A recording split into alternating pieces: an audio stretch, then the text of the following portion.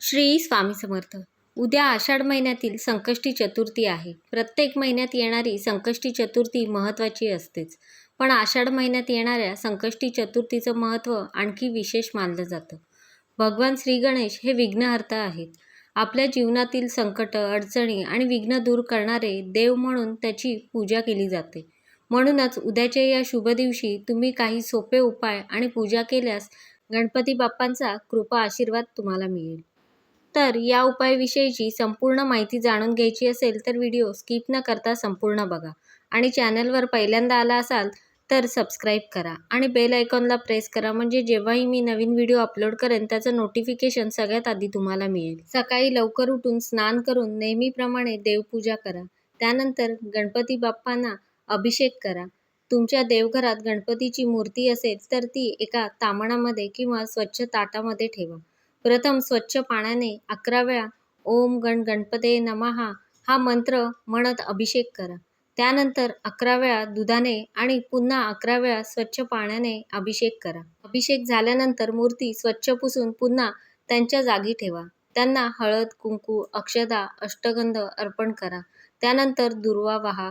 शक्य असल्यास लाल जास्वंदीचं फूलही अर्पण करा. गणपती बाप्पांना जास्वंद आणि दुर्वा अतिशय प्रिय मानले जातात. आता सर्वात महत्त्वाची गोष्ट, उद्या बाप्पांना एक बेलपत्र नक्की अर्पण करा. अनेक जण बेलपत्र फक्त भगवान शंकरांना वाहतात, पण गणपती बाप्पा हे महादेवांचे पुत्र असल्यामुळे त्यांनाही बेलपत्र अर्पण करण्याची परंपरा आहे.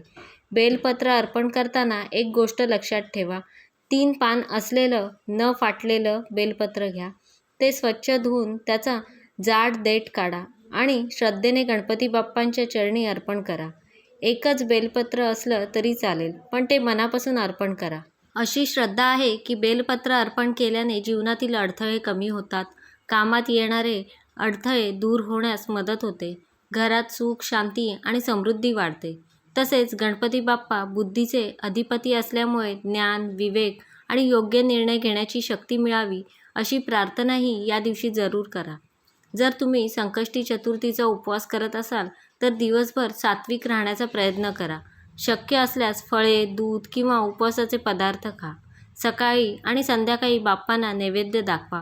उपवास करणाऱ्यांनी एक गोष्ट आवर्जून लक्षात ठेवावी, संकष्टीचा उपवास चंद्रोदयानंतरच सोडला जातो.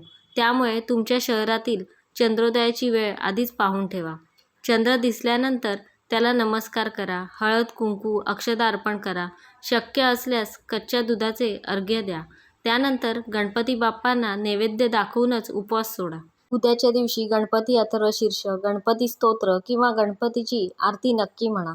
घरातील लहान मुलांकडून अथर्वशीर्ष म्हणून घेतलं किंवा त्यांना ऐकवलं तरी खूप चांगलं. देवघरात भक्तीचं वातावरण निर्माण होतं. आणखी एक महत्त्वाची गोष्ट म्हणजे दान. कोणत्याही शुभ दिवशी दानाशिवाय पूर्ण होत नाही. आपल्या यथाशक्तीनुसार गरजू व्यक्तीला अन्नदान, वस्त्रदान किंवा इतर आवश्यक वस्तू द्या. दान हे नेहमी योग्य आणि गरजू व्यक्तीलाच करा. श्रद्धेने केलेलं दान अनेक पटीने पुण्य देतं, अशी आपली परंपरा सांगते. पूजा करताना सर्वात महत्त्वाची गोष्ट म्हणजे मनातील श्रद्धा. खूप मोठी पूजा केली नाही तरी चालेल, पण मनापासून केलेली प्रार्थना आणि भक्ती हीच गणपती बाप्पांना सर्वात प्रिय असते. तर उद्या या आषाढ महिन्यातील संकष्टी चतुर्थीला गणपती बाप्पांचा अभिषेक करा. त्यांना दुर्वा, जास्वंद आणि बेलपत्र अर्पण करा. चंद्रोदयानंतर उपवास सोडा. गणपती अथर्वशीर्ष किंवा आरती म्हणा आणि आपल्या यथाशक्तीनुसार दान जरूर करा. गणपती बाप्पा तुमच्या आणि तुमच्या कुटुंबावर सदैव कृपा ठेवोत, सर्व विघ्न दूर करो आणि सुख, शांती, आरोग्य व समृद्धी प्रदान करो, हीच बाप्पांच्या चरणी प्रार्थना. तर अशा प्रकारे मी तुम्हाला संपूर्ण माहिती देण्याचा प्रयत्न केला आहे. कसा वाटला तुम्हाला आजचा व्हिडिओ मला नक्की सांगा. आवडला असेल तर लाईक करा, जास्तीत जास्त लोकांपर्यंत शेअर करा आणि असेच छान छान व्हिडिओ पाहण्यासाठी आजच आपल्या स्वामी माझे गुरु या चॅनलला सबस्क्राईब करा. धन्यवाद.